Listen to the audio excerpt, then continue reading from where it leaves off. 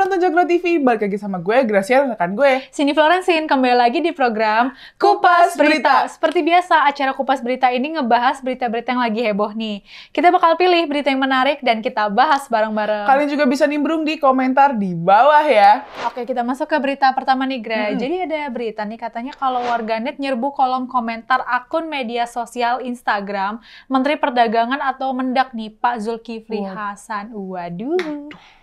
Kira-kira kenapa ya? Infonya nih ya, katanya tuh gara-gara penutupan TikTok Shop yang berlaku mulai tanggal 4 Oktober kemarin tuh. Jadi udah ditutup gitu loh. Lah, udah ditutup? Udah. Bentar, gue cek dulu. Gak update Anda. Oh gimana? Tar dulu. Coba beneran udah ditutup? Udah ditutup.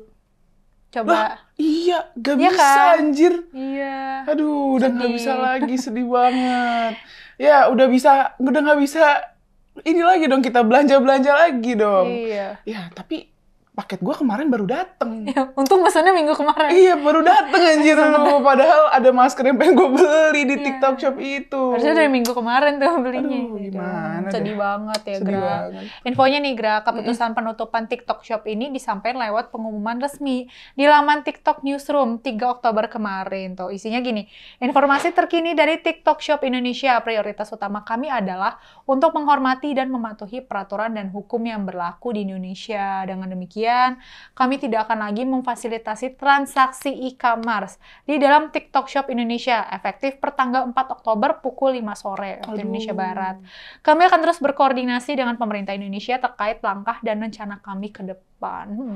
Walah, ya pantes sih ya pada protes di komentar. Gue baca tuh ya, salah satu komentarnya nih ada nih, Bapak gak mikirin solusinya tak Pak? Ditutup langsung tanpa solusi terus. Yang jualan afiliator gimana Pak?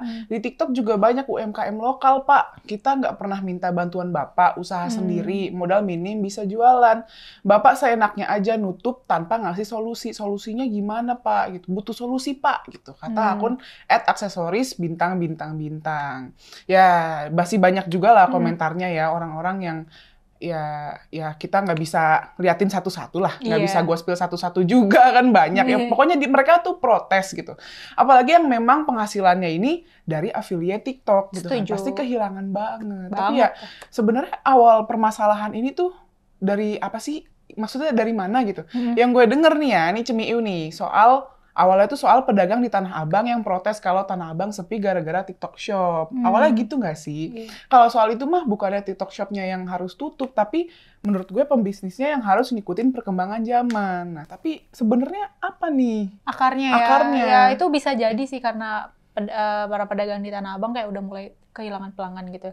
Cuma yang akar permasalahan ini kan katanya yang tadi tuh yang sepinya di pasar Tanah Abang itu berawal dari TikTok nih dianggap memonopoli bisnis, mulai dari medsosnya, sistem pembayarannya, sampai kayak logistiknya gitu loh. Dan yang ini akhirnya bikin pedagang kecil tuh pada merugi gitu. Makanya tadi ada kata Pak Menteri nih, perlu adanya pemisahan soal medsos sama e-commerce gitu. Nah, terus kan emang banyak nih di TikTok ngejual UMKM lokal gitu, tapi kok algoritmanya kayak aneh gitu loh, Gra. Waduh, aneh gimana tuh? Jadi misalkan nih kayak pencarian lu di TikTok Shop nih lu suka ini kan makanan gitu, misalnya makaroni nih or something lah soal makanan.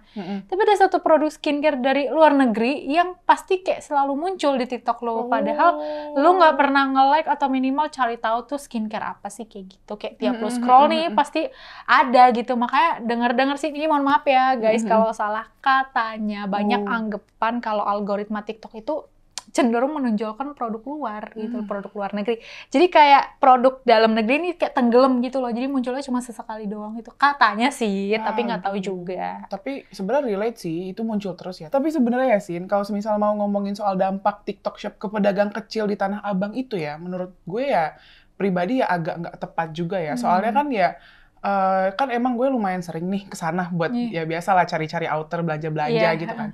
Dan kabarnya memang semenjak pasar Tanah Abang ini direlokasi ya emang jadi sepi, kayak udah agak sepi, nggak seramai biasanya. Maksudnya ya nggak sepenuhnya gara-gara TikTok, tapi ya entah juga gitu, kenapa TikTok yang disalahin gitu. Iya, gue pernah denger tuh yang katanya bakal pasar Tanah Abang ada beberapa lokasi yang mau direlokasi gitu kan.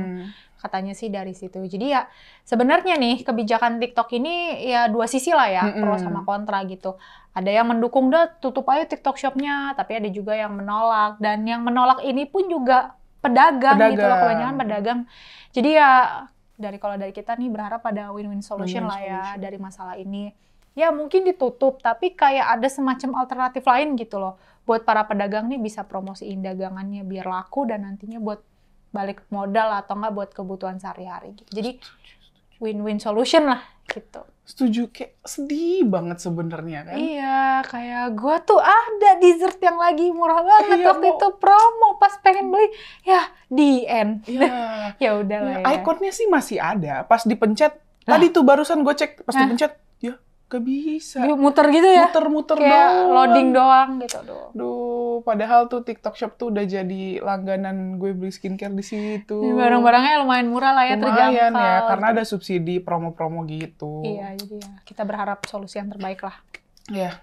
Oke, kita masuk ke berita selanjutnya nih, Sin. Ramai banget di sosmed soal kelompok Pandawara Group versus kepala desa, Aduh, bapak kepala kenapa desa. Pasti udah pada tahu nih beritanya kan, ini nyebar kemana-mana.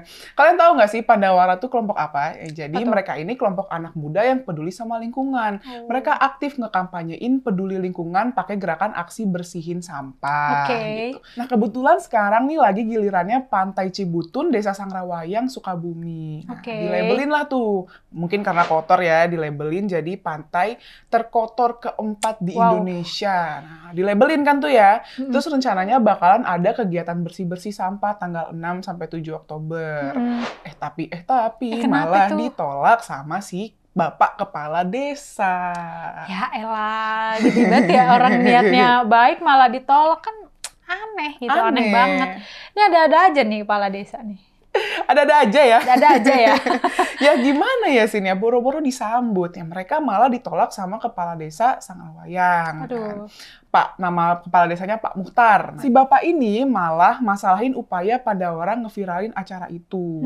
Lewat media sosial ya kayak biasa gitu kan. Dia ngerasa desanya tercemar nama baiknya gara-gara kondisi pantai desa yang ke-expose di media sosial gitu lah. Terus juga yang lebih gak masuk akal lagi ya, Pandawara juga bakal diancam disomasi sama Karang Taruna, namanya Karang Taruna Simpenan Sangrawayang. Aduh. Jadi kayak ada-ada aja ya apakah desa satu ini orang gak ada niat baik malah begitu. Aduh. Emang bisa ngesomasi, orang Pandawaranya aja dapat dukungan se-Indonesia gitu, dapat perhatian banget nih soal ini gitu. Karena mungkin yang jadi perhatian mereka nih anak muda, tapi kayak baru ya masih umurnya masih muda, tapi kok udah sebegitu pedulinya sama lingkungan. Bener. Sebenarnya sih ini dua sisi ya guys. Dua sisi. Banyak netizen yang ngedukung banyak nih, tapi ada juga yang kayak agak ya negur Pandawara lah kayak. Nah yang ngedukung ini nanggepin kayak ya elah dibilang terkotor aja baper banget gitu kan. Terus ada juga yang bilang kalau pantainya kotor nanti ikannya mati Pak. Emang mau rakyatnya makan pakai mie instan mulu gitu. Tapi ada juga nih yang komen lah kayak sowan dulu nggak sih harusnya ke pemerintah setempat gitu. Koordinasi dulu biar enak dan sebaiknya dimediasi gitu. Beda-beda ya sih ya. Kayak cuma ya by the way aja nih kalau lihat ya pantainya itu ya, pantai apa tadi namanya Cibutun namanya. Itu kotor banget asli, gak bohong. Gue lihat itu videonya. Katanya pantai ini tuh deket sama pabrik yang sebagian besar sampahnya itu ya tekstil gitu. Bisa makanya jadi sampai ya ngeliatnya gimana gitu. Itu kayak sampah-sampah. Udah gitu kayak bertumpuk nggak sih? Gitu. Jadi kayak, ya ampun, kita aja yang nggak pernah ke sana dan ngelihat dari foto doang kayak, sumpah loh. Iya kotor gitu. Ya kotor sih. Bener gitu. sih. Tapi kan si Kades ini kabarnya yang itu ngelarang dan berkilahnya nih gara-gara nggak ada izin kan.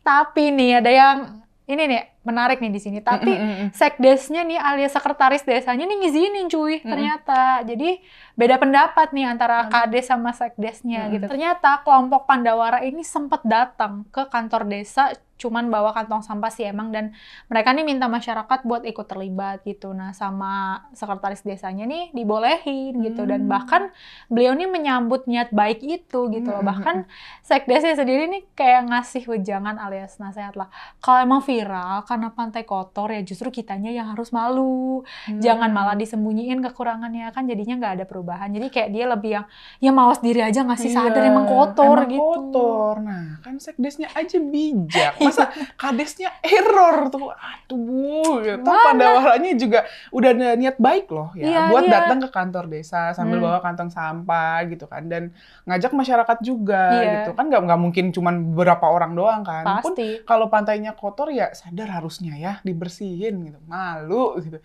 Ini kan sama aja baru bergerak bersih-bersih setelah viral gitu, kayak biasa viral dulu, baru bersih-bersih. Nah, sebenarnya kan kayak istilahnya nggak terimanya karena title buruknya itu kan terkotor. Jadi ya ini bisa jadi pelajaran lah buat para pemimpin daerah gitu. Biar lebih peduli nih sama daerahnya, nggak cuma soal kebijakan yang lain, tapi terutama sampah gitu loh. Kalau misalnya banyak sampah nih di tempat wisata kan nggak enak banget kayaknya ya. Bau, kotor, wisatawan juga emboh banget gitu buat datang, males kan. Dan males gitu. Iya, dan itu berpengaruh ke pemasukan daerah juga nggak sih? Jadi gimana ya, kayak saling berkaitan gitu lah. Jadi bijak ya sebagai pemimpin daerah, jangan egois. Jangan egois. Oke, Sin, sekarang kita masuk ke bagian bacain komentar para penonton Cokro TV ya. Nah, komentar pertama dari Distrik di video Shelter CSW yang judulnya Mengapa Metro TV News beritakan popularitas Anies mengalahkan Ganjar. Komentarnya gini nih, popularitas tidak sama dengan elektabilitas atau likability. Sebagai gubernur di ibu kota, wajar bila Anies lebih populer karena sorotan media mengarah ke sana. Di samping Anies sendiri cukup sering membuat pemberitaan baik itu positif maupun lebih banyak pemberitaan negatif. Bad news is a good news dalam kaitannya untuk sekedar jadi populer atau yang lebih dikenal Gen Z dengan istilah viral.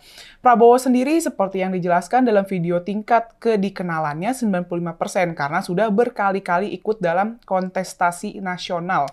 Sementara Ganjar adalah penantang baru di level nasional. Bener banget, gue setuju sama komentar ini. Popularitas itu ya nggak sama kayak elektabilitas gitu. Yang perlu dilihat rakyat ya elektabilitas dong. Ya sebenarnya wajar aja sih kalau semisal Pak Anies lebih populer. Kan dia emang banyak pemberitaan negatifnya ya, kita juga sering ngekritik dia gitu ketimbang kinerjanya. Ya pantas aja lebih populer kan. Ya.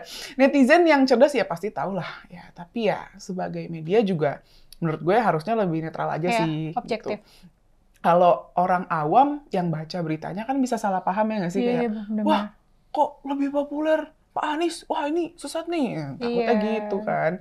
Namanya orang awam kan gitu. Dan elektabilitas tuh benar tadi beda sama popularitas. Kalau elektabilitas kan lebih kayak citra pemimpin ini udah terbentuknya tuh gimana sih gitu kan. Maksudnya bisa dilihat dari salah satunya lo bilang kinerjanya. Dari hasil kerjanya nih udah bagus apa. Kalau populer kan memang misalnya dia pandai berkata-kata di sosmed apa, misalnya pidatonya kalimatnya bagus kan sekedar gitu doang kayak tampak dari depan. Sedangkan kalau elektabilitas nih buat kalian yang biar tahu gitu, itu benar-benar kinerja secara keseluruhan seorang pemimpin gitu loh.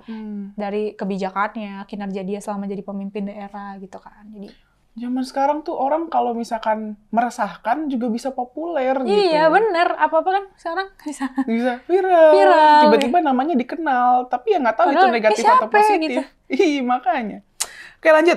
Oke, komentar selanjutnya nih dari @peacefulmusicinstrumental4893 di video gagasan Uki yang judulnya Kerja Nyata Jokowi. Kritik kosong Anies. Komentarnya gini nih. Yang dicari bangsa ini adalah sosok pemimpin yang bisa mewujudkan mimpi-mimpinya, bukan tukang mimpi yang ngeles saat gagal, ataupun tukang mimpi yang nggak sadar bahwa mimpinya jadul dan tidak relevan dengan zaman. Gimana? Nyelekit tapi bener gitu ya. Bener banget nih. Sekarang ini kita nggak butuh pemimpin yang cuma bisa ngumbar janji-janji manis dan calon pemimpin ambisius yang haus kekuasaan lah. Kita udah nggak butuh tuh yang kayak gitu. Kita nih butuhnya pemimpin yang merakyat, tegas soal intoleransi, dan yang penting bisa kerja. That's it. Nggak muluk-muluk kok rakyat. Butuhnya yang kayak gitu modelannya. Buat apa ya, melanjutkan programnya Pak Jokowi gitu kan. Kalau yang satu takutnya Orang yang satunya antitesa kan. Iya, berantakan nanti. Terprogramnya diacak-acak sama dia. Padahal ya belum tentu dia bisa lebih baik gitu. Iya, benar. Kayak, oke, lanjut. Oke, komentar selanjutnya dari Dinamisha di video Kupas Berita yang judulnya, "Nah loh, Anies Caimin kunjungi Rizik Syihab, mau politik identitas lagi ya?" Komentarnya gini nih, "Mereka kan biasanya bawa-bawa agama, mereka sendiri sebetulnya yang menista agama. Maling teriak maling, otaknya udah mentok. Tahu ah, pengen beli truk." Iya. Greget sih sebenarnya, gue jujur. Kayaknya ya belum bisa gitu ya berpolitik tanpa bawa-bawa agama. Kayak, sepenting itu ke agama, kayak harus banget tahu agamanya. Harus banget pasang pencitraan kalau beriman or something gitu. Nggak bisa yang kayak biasa-biasa aja gitu. Yang lain yang ditonjolin, jangan agama mulu gitu. Masa tidak ada prestasi selain agama gitu. Nah kan menurut mereka pendekatan agama is the best way biar menarik perhatian masyarakat, tapi ternyata masyarakat sudah sepintar itu. Udah pintar ini. Apa ini? Agama, jangan bawa-bawa agama terus. Oke, lanjut. Oke, komentar selanjutnya nih dari @Hendrik Mintarno di opini terkini yang judulnya, "Ngaca dulu nih sebelum kritik proyek Jokowi." Komentarnya gini nih, "Yang jadi pertanyaan, kalau tidak mengerti konsep membangun negara dan tidak mengetahui prioritas pembangunan di Jakarta atau menggunakan dana pemulihan ekonomi secara tidak bijak, penggunaan anggaran untuk pengadaan proyek Formula E, oke-oce yang terbengkalai, rumah DP 0% yang tidak tepat sasaran, pembangunan jalur sepeda yang tidak optimal penggunaannya, dan menyebabkan penyempitan jalan yang tidak perlu. Apakah pantas naik kelas ikut kontestasi pencalonan presiden? Apakah ada proyek Pak Anies yang berjalan? Tentu ada, tapi dengan banyaknya program yang salah sasaran ini menunjukkan bahwa beliau tidak mengerti cara memimpin di ibu kota." Pak, saya setuju banget. Fix. Anda keren sekali. Tapi kalau dilihat-lihat emang nggak ada sedikit program Pak Anies yang akhirnya jalan ya. Mandek. Gitu. Kayak ya ada tapi kayak berapa persen paling. Karena nggak sama sekali nggak ada planningnya gitu loh. Dan sasarannya pun juga nggak tepat. Makanya nggak heran kan dia ini dijuluki antitesanya Pak Jokowi. Karena Pak Jokowi ada program dikit, nggak bisa nih kayak gini kan, jadi antitesa banget gitu loh. Mau tampil beda nih, tapi jatuhnya ngerusak. Gitu. Lu lihat aja deh inovasi dia soal sumur resapan tuh yang pernah viral itu. Kan kayak berpengaruh ke jalannya ya, dan nggak sedikit memakan korban loh. It means kayak banyak banget akhirnya yang menyebabkan kecelakaan di sana gitu loh. Terus juga yang dibilang Pak Hendrik tadi tuh soal dana proyek Formula E kan mana sampai sekarang belum di-spill tuh sumbernya dari mana aja gitu. Aduh, kan gimana gitu. Dia aja mimpin ibu kota bobrok, gimana nanti negara, gak bisa bayangin. Pusing banget. Aduh, jangan suruh gue bayangin. jangan, aku pusing.